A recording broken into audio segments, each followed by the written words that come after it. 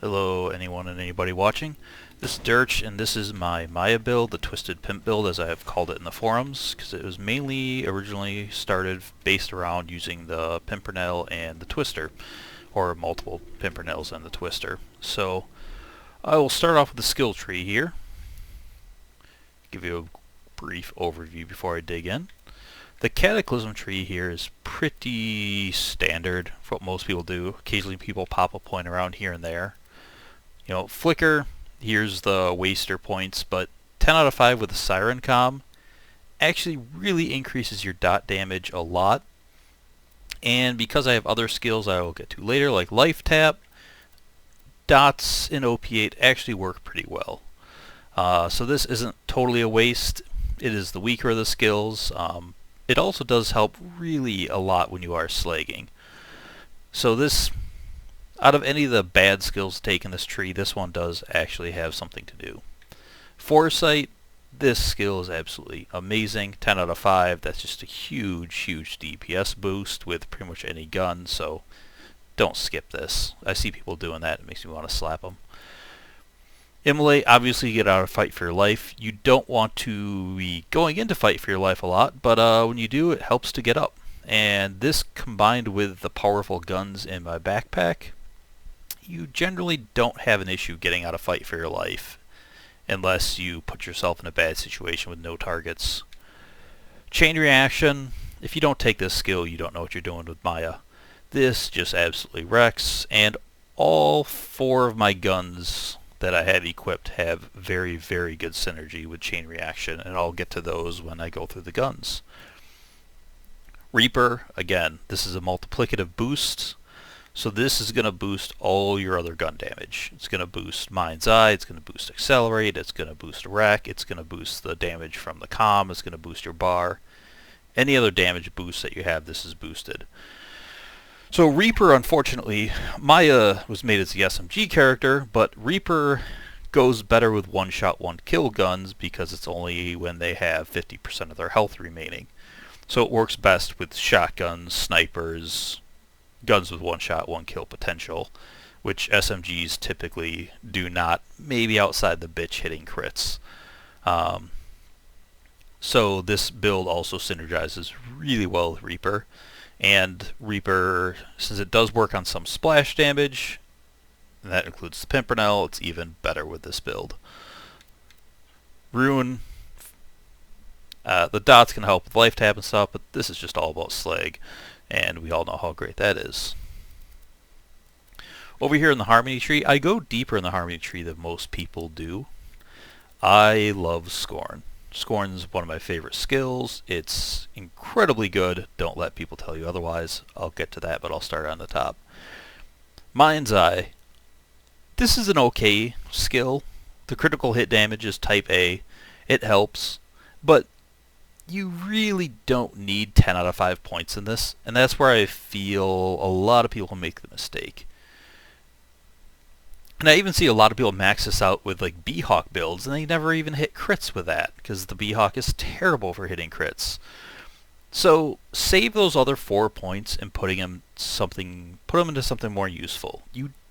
If you're using a comm that boosts this +5, you don't need more than 1 point.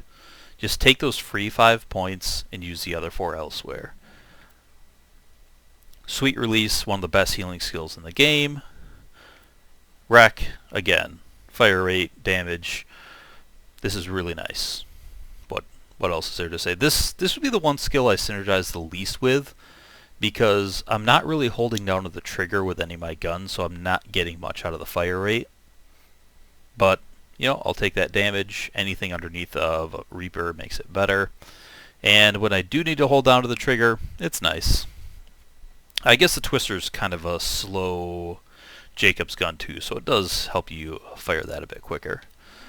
Restoration. If you're playing an OP8 and you play co-op, put 1 point into this. Treat it like res. It should be an auto include, because with health not scaling and your guns scale to stupid amounts of damage compared to your health, you can often heal your friends to 100% with one shot. Even if you don't get them up to 100% with one shot, you're usually putting them past health gate. And a lot of times you even do it accidental. All 4 of my guns I have equipped as well synergize with this skill, and I'll get to that with the guns. Elated, again, more healing. I could put these into, more points like Mind's Eye and Accelerate, but I don't need that damage. So let's heal me and let's heal my friends. Res, yeah. Sustenance. A lot of people don't go this far down to the tree because they don't think they need these skills. But in OP8, the scariest, almost the most threatening thing against you is often dot damage. Dot damage is an absolute killer. And this oftentimes heals you through the dots. Even when you don't have your kill skills like inertia and life tap active, this can save you from getting killed by dots. A lot of other YouTube players, Borderlands players that put out YouTube videos, you see them always complaining about barrels and dots, and on the forums, like, dots in OP8 are terrible. So this skill is absolutely amazing. Life tap, again, turns all of your guns into Moxie guns. I only have 2 points into this. I think it was either F Gambler or Poison that, recommended I did not put 5 points in here, and they are absolutely right.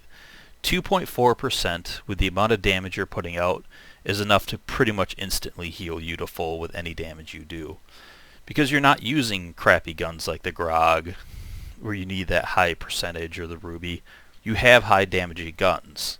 And when you have that much damage, you don't need a high lifesteal percent.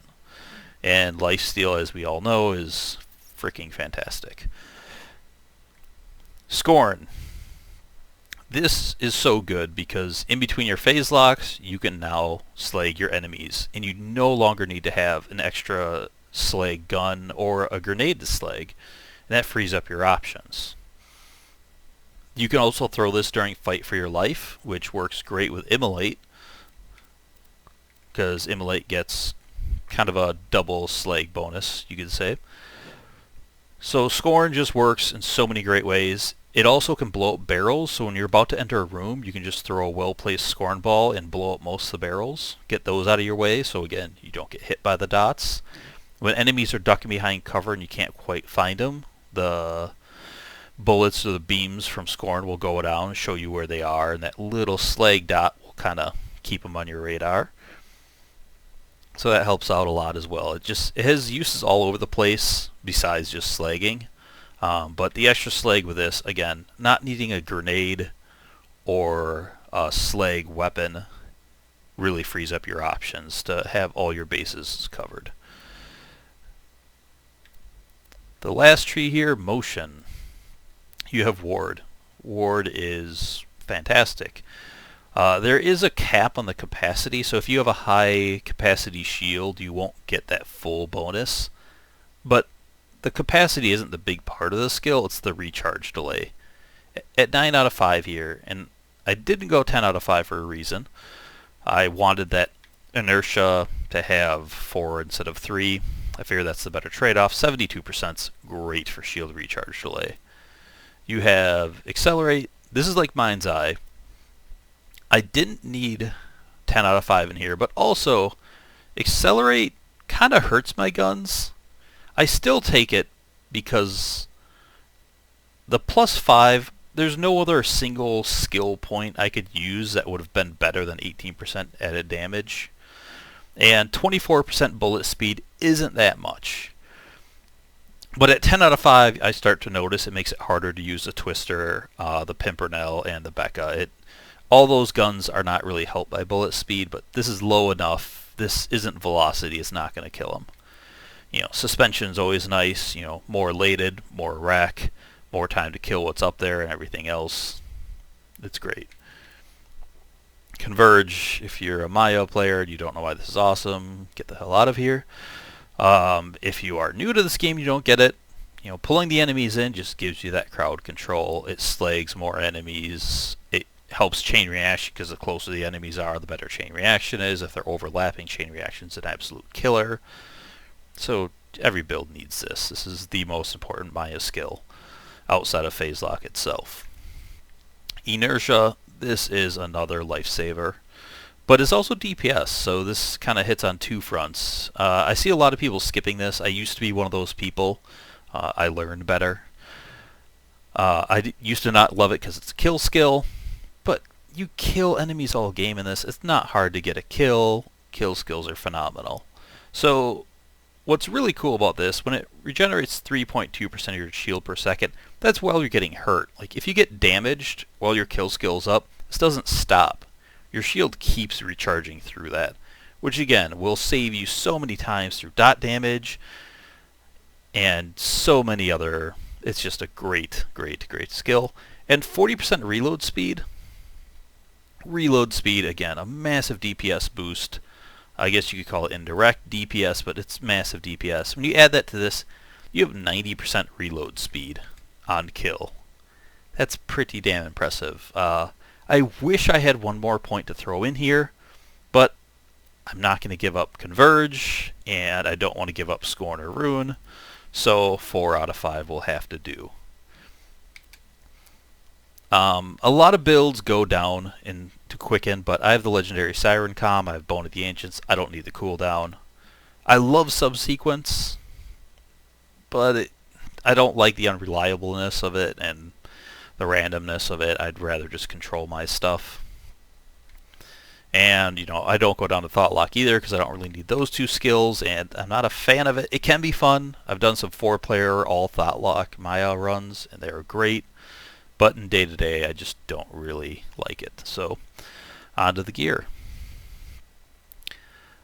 I will actually start with the Pimpernels, because this is probably just the best gun in the game. It does so much damage. If you don't understand the Pimpernel, there's a lot of guides and videos out there. I'm going to briefly cover it, but this is just a blue Maliwan Sniper. But when you shoot, as I will demonstrate here, you can see I was already shooting the walls with there. It pops up and puts out 5 child pellets, and all of those pellets have full damage. They can crit and have full splash damage. And since this is a splash damage that does not get grenade boosts, it gets full Reaper on the splash and the crit and all of the damage. So this just can do insane amounts of damage really fast, really high. It has some of the highest damage potential of any gun in the game on a single shot. It's a sniper, so it's a little slower. It loses some DPS raises, even though DPS is pretty hard to calculate on this. It destroys. But also, because of the way it works, every time that gets affected by chain reaction, you get the bullet split all over again. So it has incredible synergy with Reaper, with chain reaction, and then also here you can see how these split out. It's really easy to shoot an enemy and then hit your allies with the pellets that bounce out. Or sometimes even if you miss your teammates because they're running around, you're trying to heal them with restoration. Here, you can miss them and still heal them. So it's great with chain reaction, it's great with restoration, it's great with Reaper. This is a gun that just synergizes with, you know, all of Maya's big skills. So next would be the other gun I started off this build with, which is the Twister. Oops, I should zoom in there. Alright, here's the Twister. It's a Jacob's quad that shoots out spinning balls of lightning that have penetration. Often penetration used to be called pseudo-bore, but in the pre-sequel they actually gave it a name. So what penetration means is when the bullets hit an enemy, they keep moving. You can see they go through that person, and the pellets just keep going. So this is cool for a few reasons. With chain reaction, I can shoot this, the pellets keep moving, and then they can create more pellets. So you can double, triple, quadruple your pellet count really easily with this. So, you know, you phase lock an enemy, and then you get those people below it, and you just shoot all those enemies below the phase lock. It'll bounce around with all of them, just create more and more pellets almost infinitely, and then bounce up and kill the enemy in a phase lock. On top of that, this gun, it's a quad, so it's just insanely powerful. The widespread is really nice for those enemies grouped up with Converge. And it's got one shot, one kill potential on a single target, and you can easily with chain reaction kill multiple targets with one shot and just clear a room with this thing. You know, it's got limited range, as you can see this. The bullets are really slow as a drawback, and you can see them kind of dissipate. If an enemy that far gets hit away, usually enemies move. So this is a very close range gun, but that's fine because the Pimpernel, it's one weak spot. It's hard to sweet spot enemies when they're running at you this close. So the Pimpernel is more of a medium to long range. The Twister just fits that gap perfectly, and also in Fight for Your Life, if you have an enemy anywhere close to you, the raw power of this with Immolate, and if you have the enemy slagged because you have Scorn, it just absolutely wrecks them. The Penetration also, you can shoot an enemy and your friend at the same time. You can hurt that enemy and heal your friend. With Axton's turrets, this is insanely good. Because enemies will often go up and melee the turrets, and you can just shoot through that enemy, keep the turrets healed, similar with Death Trap or just your teammates. So Penetration, huge with chain reaction, huge with restoration. Again, this gun just works with all of Maya's stuff brilliantly. The last gun here, the prettiest gun in the game, is the Bekah. The sweet, sweet Bekah. This may be my favorite gun in the game at this point. It's just so good. It's a high skill gun. That's why it was ignored a lot at first. A lot of people don't understand it. Even anybody that's really made YouTube videos of it, there's very few even videos of this that really justify it. A lot of the videos people have done of this gun are just trash. They don't understand it at all. They don't understand the beauty and how to use this gun properly. The boss Bekah is absolutely the best version. Don't go for a horse Bekah. Just learn to shoot it. I'll find a good wall I haven't marked up here to demonstrate, as they all have bullet decals on them. You can see I was shooting there earlier. So here we go. Here's a clean surface to shoot. Now this is, again, boss Bekah, Jacob's grip. This has a dull stock on it. The stock on this gun is one of the most important parts, because high recoil guns can get pretty bad. So if this has got a Jacob stock on it, keep farming. A Jacob stock will ruin this gun.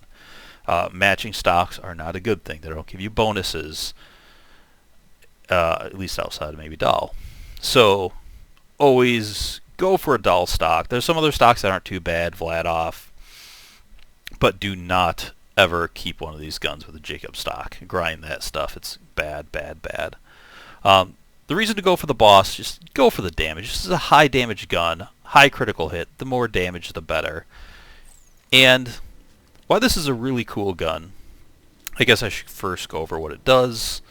I don't want to make this a Bekah video, but as you can see there, you have a bullet split. So that's actually 4 pellets, not 3, because the center pellet actually just follows the original pellet. So after you shoot it, 3 pellets kind of spawn off behind it and follow it, and they start off slow, then they accelerate and hit. So you're getting 4 bullets for the price of 1.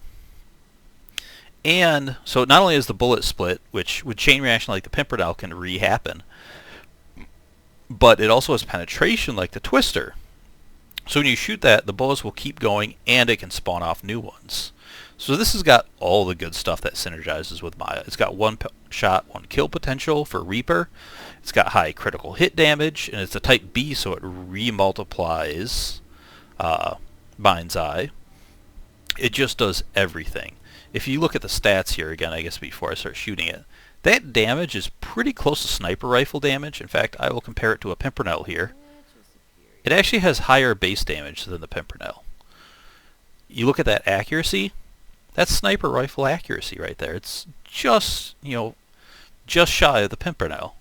Then you look at that fire rate, 13.8. And if your fingers are fast enough, you can reach that. So it's got SMG fire rate, sniper rifle damage and accuracy. The reload is where it's a little slower, but you can see the reload's faster than the Pimpernel. The magazine size, a little low, but again, not terrible. I would say those are its downfalls. But it's kind of just like all the great guns put into one when you look at the stats. And then the fact that it's got unlisted pellets, which make it good with the B. It's got penetration, which, you know, make you good with your chain reaction bore skills. It's got everything you could want out of a gun. I think why people didn't use it at first is, A, it's an assault rifle, and people generally think assault rifles suck. And assault rifles are kind of weak in this game, but Jacobs ones aren't. The next reason it gets ignored, because it's Jacobs, and even though I said Jacobs are good, a lot of people rather would just hold down the trigger and, you know, kind of bullet hose through the game, kind of spray and pray. Jacobs guns are precision skill-based guns. You got to pull the trigger for each shot. They really are dependent on crits to a point, although you can body shot people to death with this thing because it just has that much raw power. But you miss out a lot if you're not critting with them. And again, so you've got to aim carefully, you've got to shoot carefully, you've got to manage recoil. You know, a lot of guns, all you do is just hold down the trigger and move your mouse around. This is more than that. That's why it gets ignored. And the Pimpernels, same way. It's a skill-based gun. So this whole build kind of synergizes around those kind of guns because I just don't like spray and pray. So here I will show you with the Bekah how accurate it is if you just manage the fire rate. You can see here I'm firing kind of slow, but not terribly. And look how tight all that is. Those shots are well placed together. They're in a group. So you can really keep that tight. Now, I'll go to the bottom here. You see those already there, but now I'll just spam it. Should have done a full trigger, but you see how bad it is there in comparison. So the bullets are kind of all over the place. Now, if you have a big target and you don't have access to their critical hit spot, by all means, spray away. And it's grouped up enough where on a big target you'll hit them all. But if you want to hit the crits, there you go. Just keep it on crit and fire slowly. So you can use this gun one of two ways. You know, if you want to, you can bullet hose. I guess the other thing to cover is try not to hip fire. I'm going to get a fresh wall to show you with that. That's already kind of marked up. This gun does want you to ADS. You can see that's bad. So, aim down sights. Do not just hip fire, spray and pray. But if you just hip fire once, that's right on target where I aimed. So a single hip fire isn't bad.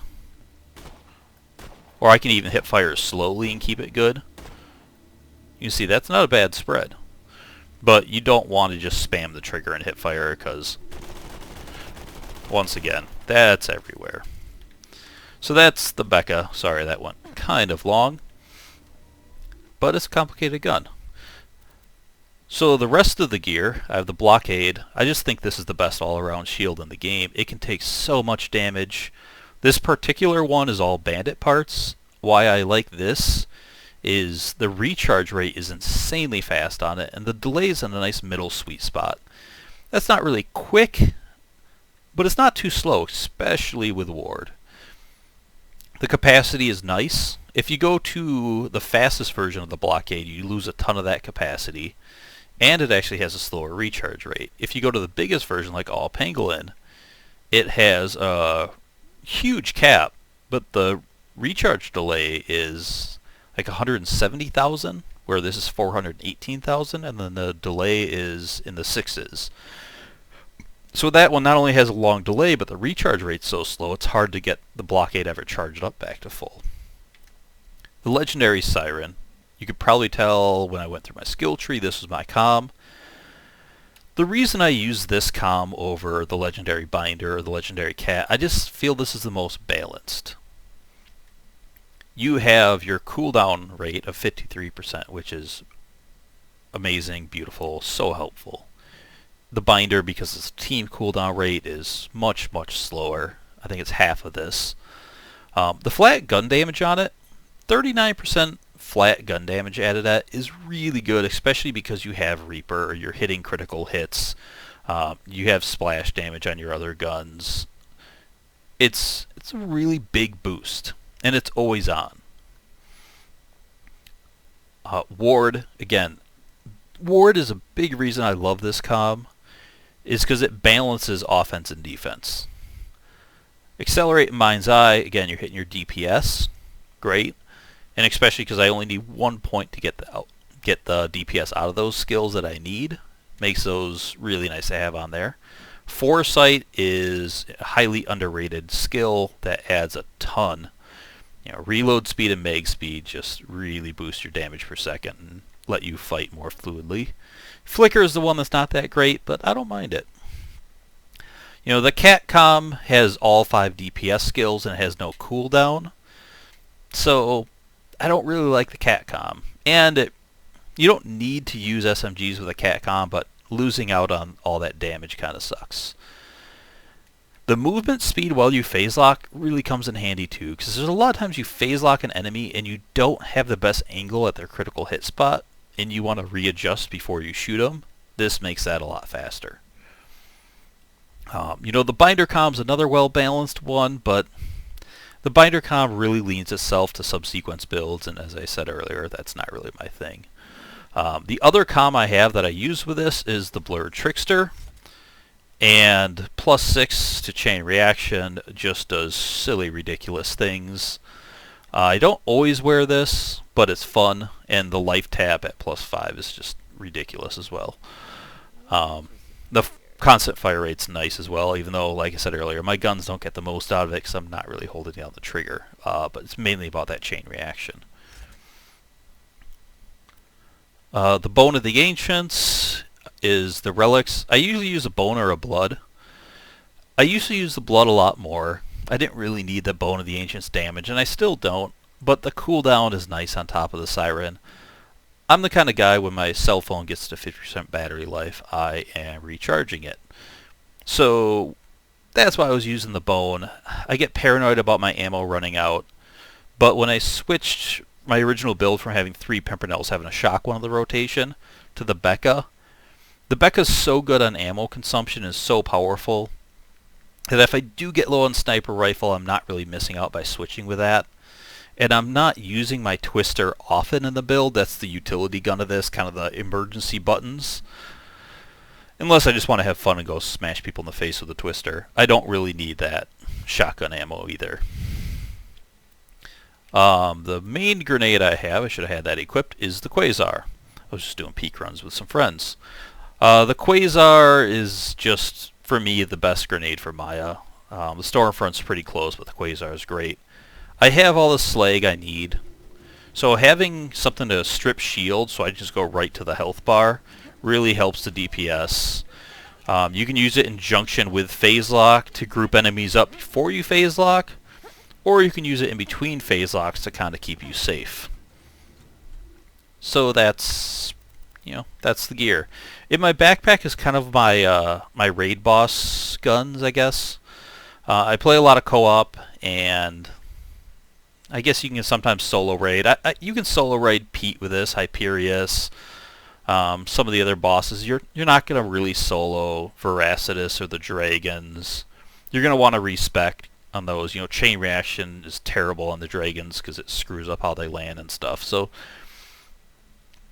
you can solo some of the raids with this without respecking. Probably not all of them, unless you're very, very careful and patient. But I have the Norfleet on here really just for Hyperius. Sometimes I'll equip it during the Son of Craw because there's just so much going on there. It's easy to go down. The Flacker I have on here because the Flacker is one of the coolest guns of the game, and it's just really fun to use. Conference Call, Son of Craw. Kittens are on here really for Terramorphous. When all of his tentacles come up and smack you all over the place, these things can really keep you alive through those barrage attacks. And the Kitten's just a fun, awesome gun.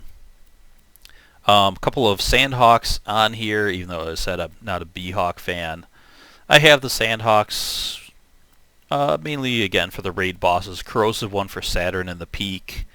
Fire for Terra and such. This is for Pete. I have the Hails in here because the Hails are just awesome, fun guns that work, again, well with Maya, and I love the Hails. They can be pretty good on raid bosses too. The Fire Hail can really help on Hyperius when he goes into his rage mode at the end. You know, put a lot of damage on him and keep healthy. Same thing versus Terra and stuff. I like fighting Saturn, Dukinu's mom, and some of those bigger enemies with Corrosive Hail. I think that's a fun way to fight them. Switching between the Flacker and the Hail there is a blast. And then, of course, the Grog, because the Grog. Then down here I have my other bones, my blood, I think I showed you those.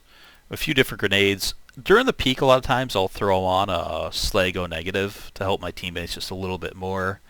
Especially if you get the bad Dukinu's bomb spawn, it can be really hard to, you know, heal your friends during that if you don't have line of sight to them, or the shock balls are coming. So if you see her winding up to throw shock balls, I just toss 3 of these and we're okay.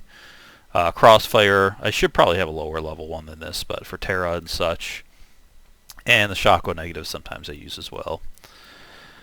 Then I also have an antagonist in the B. I don't really use the antagonist too much very often, but it's there. Some people prefer it. Just the Blockade is just, it does such a good job being defensive. I don't really need this. I don't need the slag. I don't need the bullet deflection. Even though the bullet deflection still gets chain reaction, it still gets... it can still work with life tap. That's the word I was looking for. Sorry for that pause. So this is a really good shield for this build and any Maya build. It's just the Blockade just is so survivable. I don't often put this on.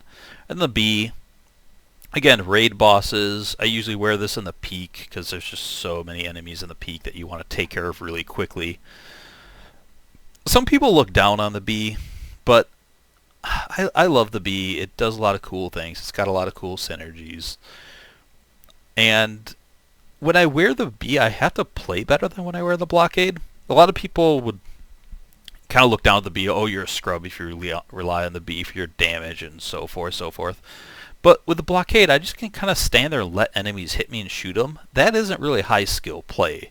It's just to let yourself get shot because you have such a tanky shield.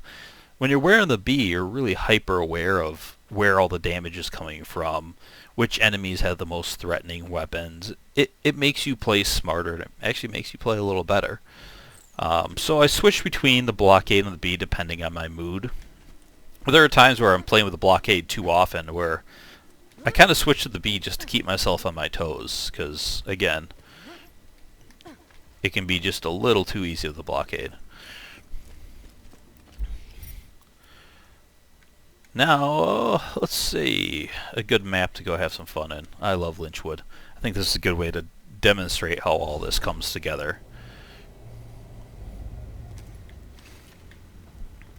So I might as well probably get some ammo before I run out there. You know, it's mostly full.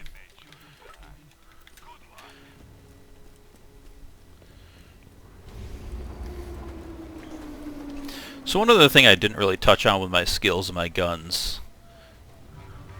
Do a little surveying here. See if Scorin can reach that barrel. I think I threw it too high. Yep.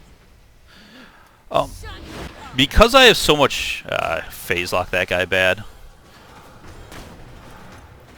Let's group some guys up here. I'll start with some sniping, then I'll go down there and get nice and close. Try to wait for him to land. You saw there, 2 enemies just died with 1 shot of the Pimpernel.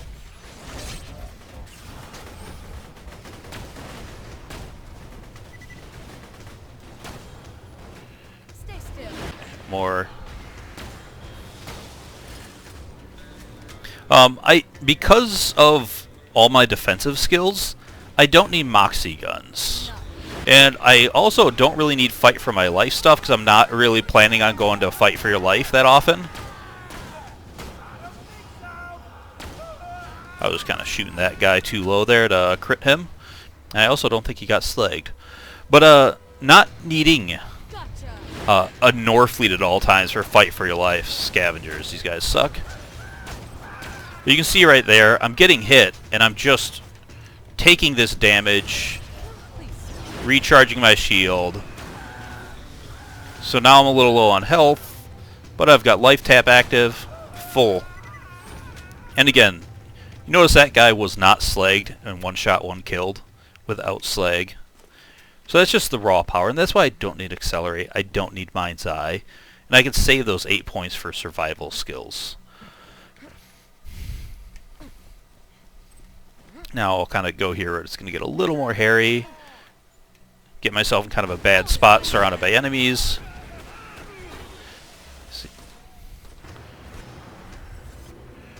Oh, I don't like that.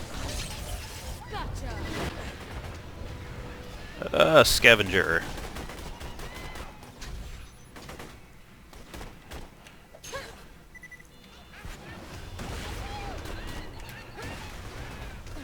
You see there, I took a grenade, killed him without slag, killed him without slag.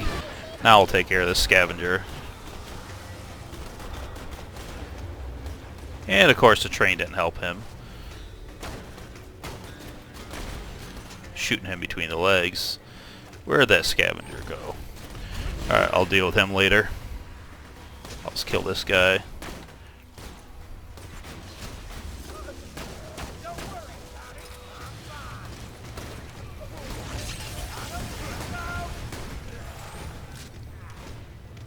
Saw there, I kind of killed two guys with a twister at once.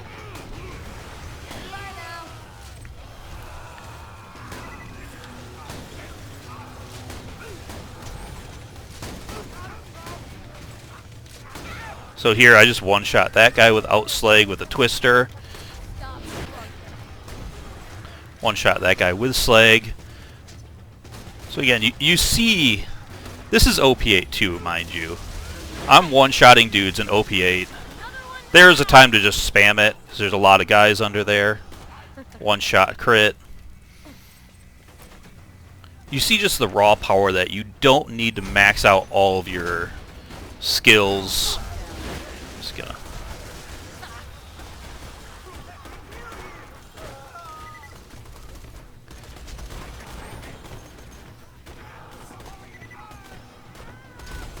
His head movement was bad there.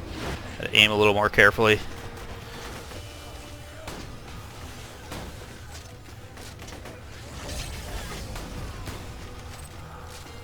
I'm going to throw a grenade just to get life tap there.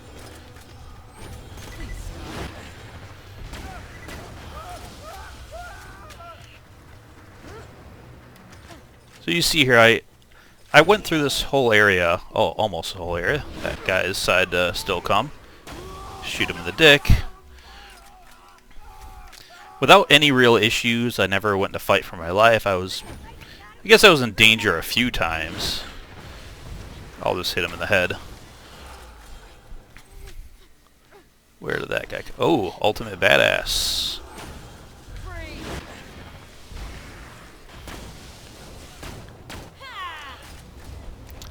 Like I said there, I wanted to make sure I didn't go down to that guy. That would have been bad after I was just saying how easy all this seemed to happen. I was able to switch around with a variety of weapons. I have 84 bullets left there. All my bullets left here. And the twister. Twister, there you are. Again, pretty much all my ammo here. So I didn't really run into any ammo issues between all that. Because you're not taking many shots to kill enemies. I'm not hosing bullets. One shot there. That's just because I shot poorly there. I was trying to jump and crit him. One shot there, no slag.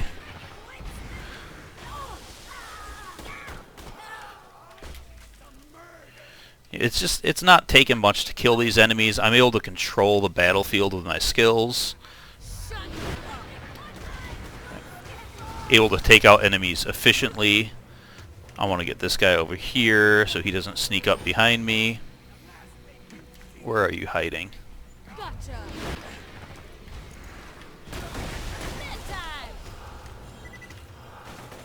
Alright, where are you?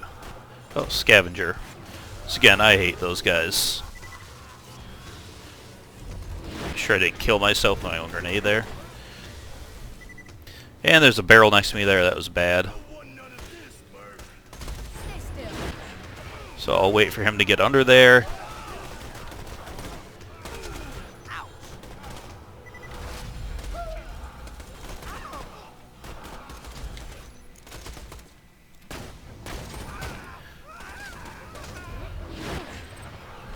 Yeah, and just aim down there and sweet spot.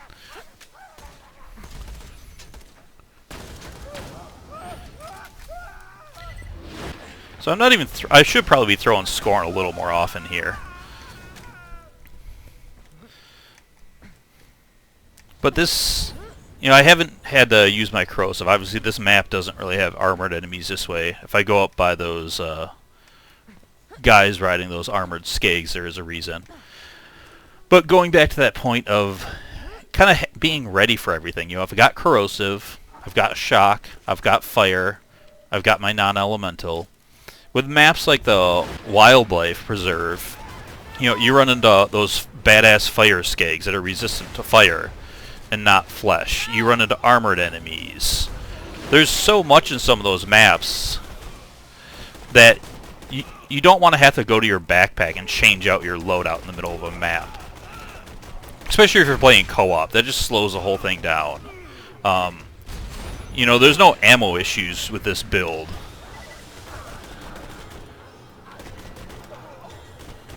You see chain reaction hurting both of them there.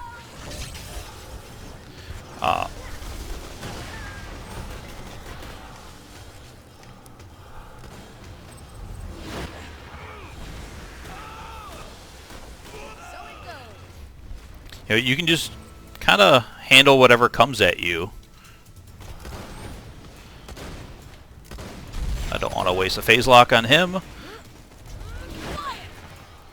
I want to get the sheriff down there.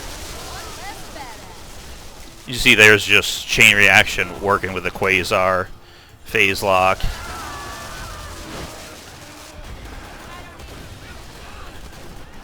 Again, this is one of those times where it's kind of that panic button.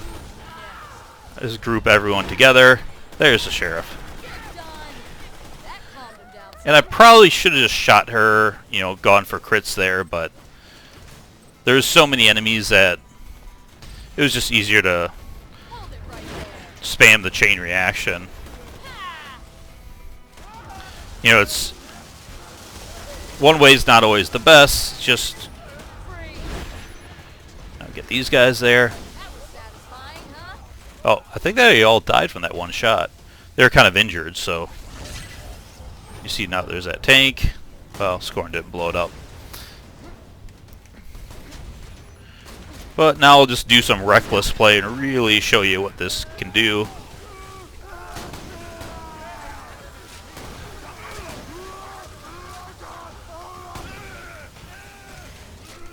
So I can even go tight quarters and survive with a gun like the Twister here.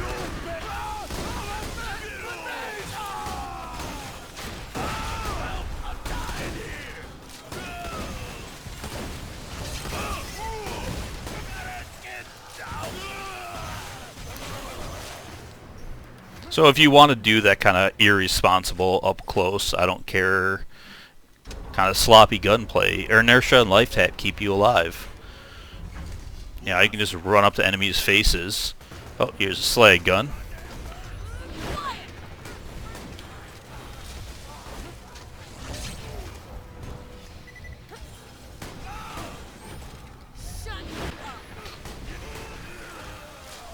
And just run around with not really a care with a blockade here. So you can see I'm doing this much damage without the bee. You can just imagine what this does with the bee. And again, it's nice, if your bee goes down, it's not like you can't do damage anymore.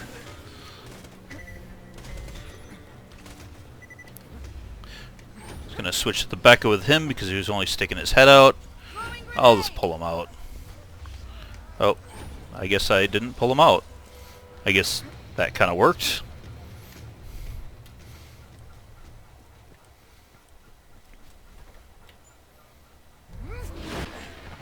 And I'll hang him. So one reason I chose this map was to demonstrate the ammo efficiency of this build. As you all know, Lynchwood is kind of an ammo desert, or hopefully you know that, you played this game enough. This is probably the map that gives the least amount of ammo out of any map in the game. I'm not even going to pick that up. So I just ran through a good chunk of this map. I've got 962 plus the magazine there. Pretty good on snipers there, over 90 bullets in my sniper.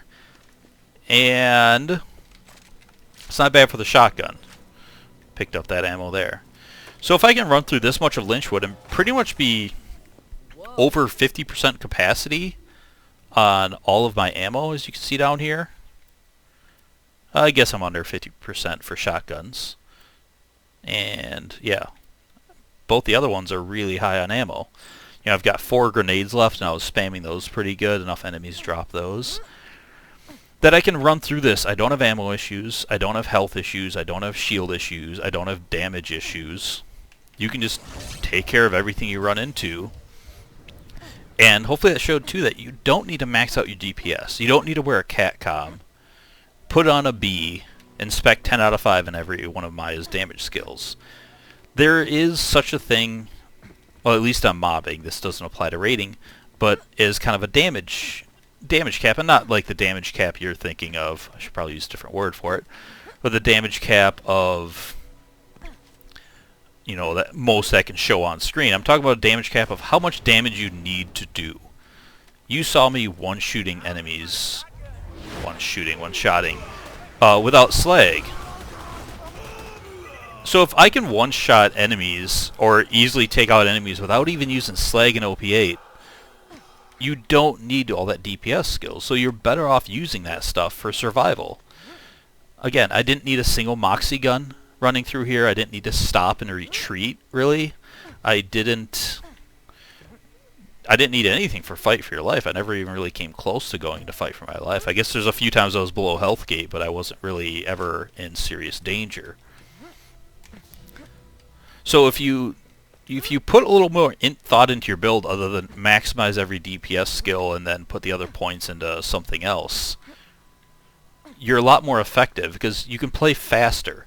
You know, the other thing hopefully you noticed with me running through here is I could just kind of stroll around at a nice pace and just kill things, or I could go really fast, I could go slow. I could go to any pace. I didn't have to stop to retreat. I didn't have to stop and swap weapons and throw a chain lightning to heal. You can just keep moving.